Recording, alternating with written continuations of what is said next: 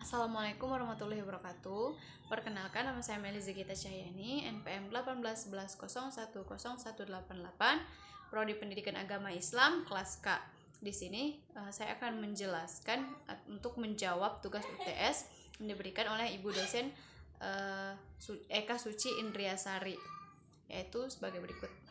Soal yang pertama yaitu yang A, apa saja hak dan kewajiban pendidik dan peserta didik dalam proses belajar mengajar. Yang pertama yaitu hak dan kewajiban peserta didik. Peserta didik selain memperoleh haknya, yaitu selain memperoleh pembelajaran dari guru, yaitu harus memiliki adab atau tata cara yang baik kepada gurunya, dan juga harus memiliki atau bisa mengagungkan ilmu yang diberikan oleh guru tersebut. Peserta didik juga tidak boleh memiliki sifat sombong. Apabila telah menerima pembelajaran atau materi dari guru tersebut, maka siswa atau peserta didik harus bisa mengamalkannya dan membaginya ke teman ataupun saudara dengan cara menyebarkannya, bukan hanya sekedar dipendam sendiri tapi tidak dikembangkan. Yang kedua yaitu hak dan kewajiban pendidik. Selain memberikan ilmu, yaitu seorang pendidik juga berkewajiban untuk membimbing kepribadian peserta didik tersebut. Selanjutnya yaitu misalnya mengajak menunaikan sholat, mengerjakan sholat. Jadi seorang siswa itu telah memiliki dua kewajiban, yaitu menjalankan sholat, yaitu untuk kepentingan akhirat, dan bisa juga dan menjalankan ilmu atau pembelajaran di sekolah, yaitu sekalian belajar di sekolah atau pembelajaran seperti itu. Yang B yaitu apa saja hambatan-hambatan dalam proses belajar mengajar. Yang pertama yaitu ada kejenuhan, yang kedua yaitu kecerdasan, yang ketiga yaitu motivasi, yang keempat minat, bakat, dan sikap. Kejenuhan. Kenapa kejenuhan bisa terjadi? Yaitu karena dalam mendapatkan materi, yaitu terlalu dalam menjelaskan materi, yaitu pendidik itu terlalu monoton. Jadi peserta didik itu merasakan jenuh. Jadi itu juga merupakan hambatan-hambatan dari proses pembelajaran.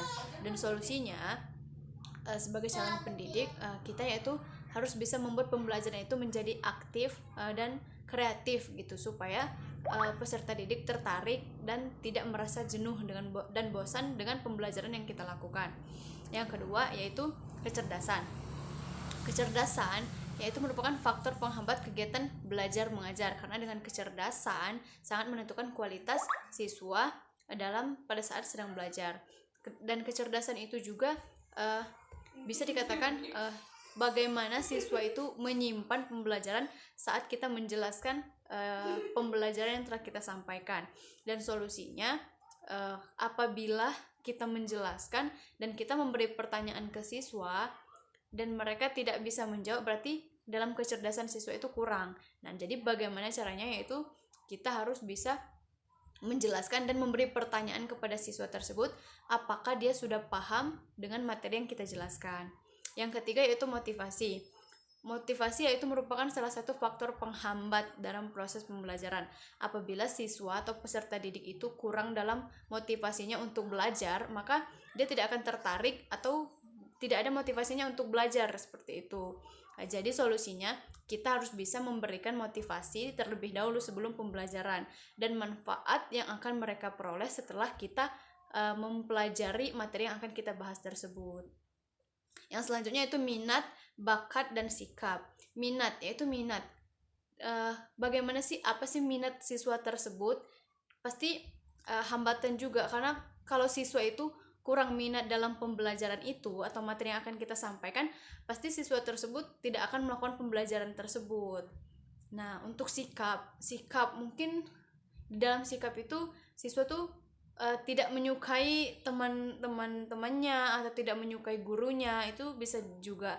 Jadi kita sebagai calon guru harus memberikan pengawasan ataupun bimbingan yang baik kepada siswa tersebut supaya minatnya bisa tertarik dengan materi yang akan kita bahas ataupun kita jelaskan pada saat proses pembelajaran yang telah berlangsung, yang akan kita jelaskan.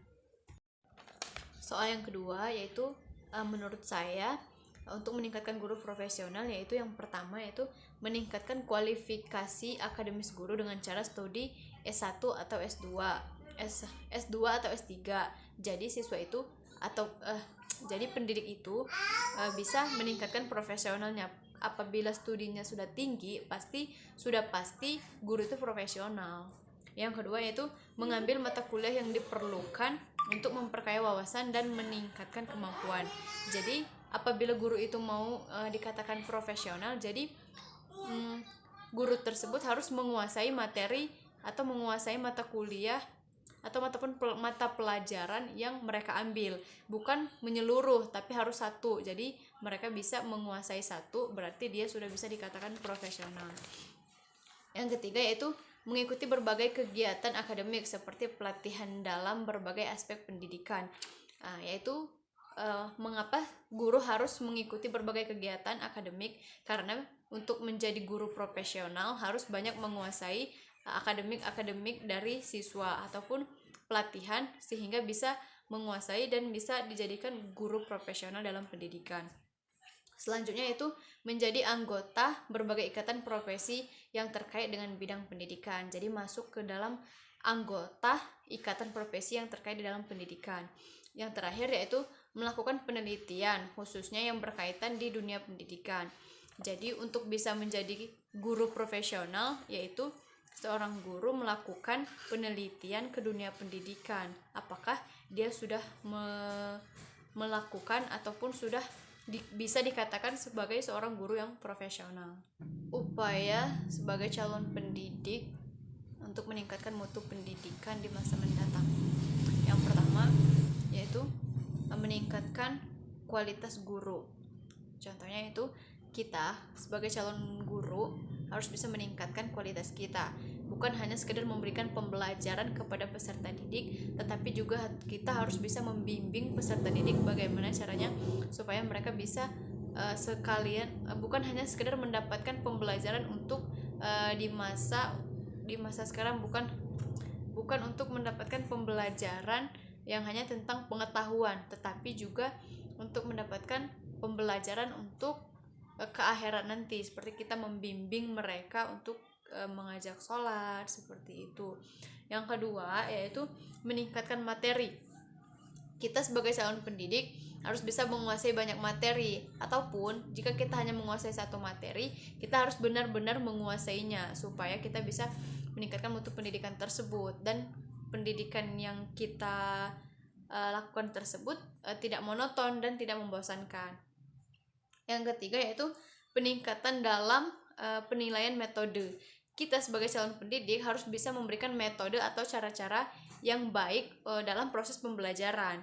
Misalnya teknik atau cara-cara metode yang berbeda-beda atau yang bervariasi, bukan hanya satu metode dalam proses pembelajaran.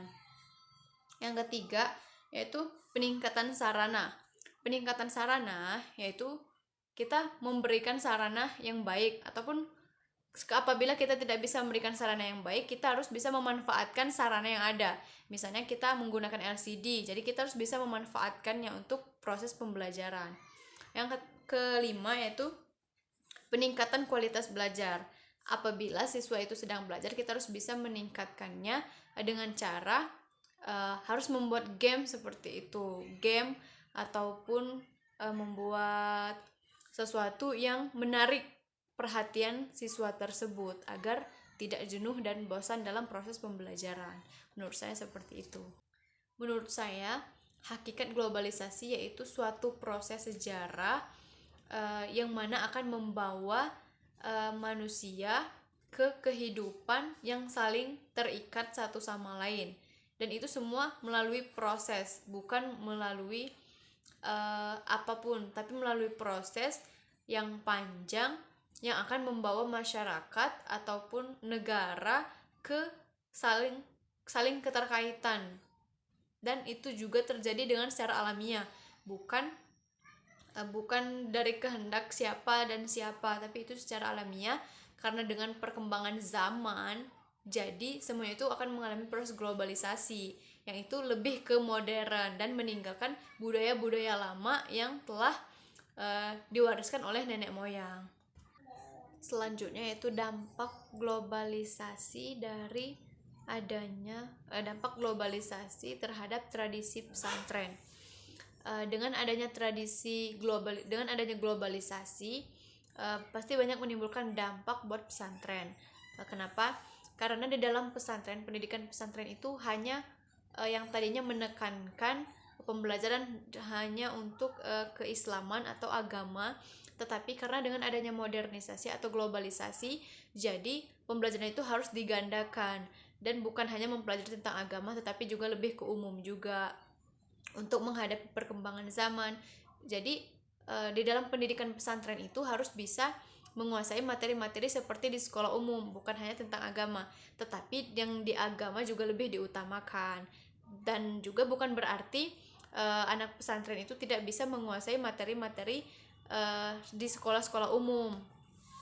Dan juga di dalam menghadapi tantangan atau dampak dari globalisasi, pesantren juga melakukan pendidikan atau kecenderungan untuk menjadikan dirinya ulama yang berintelektual ataupun yang bisa merubah dunia, bukan hanya melalui Islam atau agama yang mereka pelajari di pesantren, tetapi mereka juga mempelajari ilmu yang dari luar, yang dari sekolah-sekolah umum, yang dari informasi-informasi umum seperti itu. Jadi dia bisa mengimbangi yang tadinya hanya tradisi, lebih ke budaya tradisional, dan sekarang dia bisa mengimbangi dengan globalisasi, dengan adanya globalisasi atau modernisasi. Dasar dan tujuan Islam, pendidikan Islam transformatif. Hakikat Islam transformatif menurut Kontowijoyo merupakan adanya objektivitas sehingga antara normatif berkaitan dengan realitas.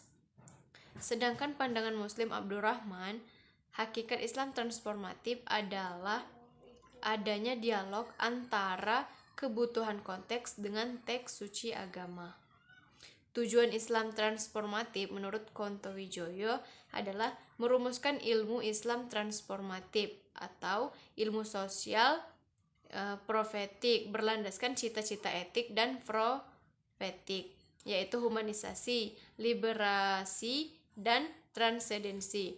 Sedangkan tujuan Islam transformatif Muslim Abdurrahman adalah membentuk gerakan kultural atau gerakan humanisme kemanusiaan yang didasarkan pada nilai-nilai profetik, yaitu humanisasi, liberalisasi, dan transendensi. Persamaan antara pemikiran Kontowijoyo dengan Muslim Abdurrahman yaitu yang pertama, latar belakang pemikiran kedua tokoh ini merupakan tokoh transformatif teoritis. Kedua, aspek hakikat pendidikan Islam transformatif sama-sama mengarah kepada keseimbangan dalam pelaksanaan ibadah dan muamalah. Yang ketiga adalah visi yang diusung selalu bersandarkan pada aspek humanisasi, liberasi, dan transendensi. Sedangkan perbedaan pemikiran kedua tokoh tersebut, yang pertama yaitu perspektif yang digunakan Kontowijoyo yang lebih kepada ilmu sosial dan Abdurrahman ke arah teologi. Yang kedua, epistemologi yang digunakan dalam Islam transformatif Kontowijoyo ada dua metode aktualisasi, yang satu kepada sikap, yang kedua teori ilmu. Sedangkan Abdurrahman ada dua metode yang eksternal, gerakan kemanusiaan, yang internal, metode tafsir transformatif. Yang ketiga yaitu tujuan Islam transformatif menurut Kontowijoyo yaitu lebih mengarah kepada perumusan teori Islam transformatif, sedangkan Abdurrahman kepada pembentukan gerakan kultural. Paradigma pendidikan transformatif. Pendidikan juga memainkan peran yang penting untuk suatu perubahan yang transformasi sosial politik menuju ke sistem yang lebih demokrasi dan adil. Oleh sebab itu, di dalam pendidikan transformatif itu perlu adanya paradigma yang harus dikembangkan. Karena paradigma di Indonesia ini yaitu menganut paradigma liberal, jadi koridor paradigma ini diabdikan kepada kepentingan ekonomi semata. pendidikan tidak bertujuan untuk pembebasan kemanusiaan, maka perlu dipahami dalam pendidikan transformatif itu ada 3 paradigma pendidikan, yaitu yang pertama paradigma pendidikan konservatif, yang kedua yaitu paradigma pendidikan liberal, dan yang ketiga yaitu paradigma pendidikan kritis.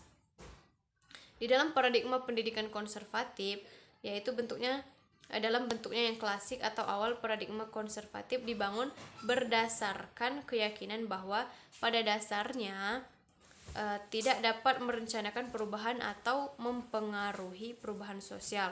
Hanya Tuhanlah yang merencanakan keadaan masyarakat dan hanya Dia yang tahu makna di balik semua itu.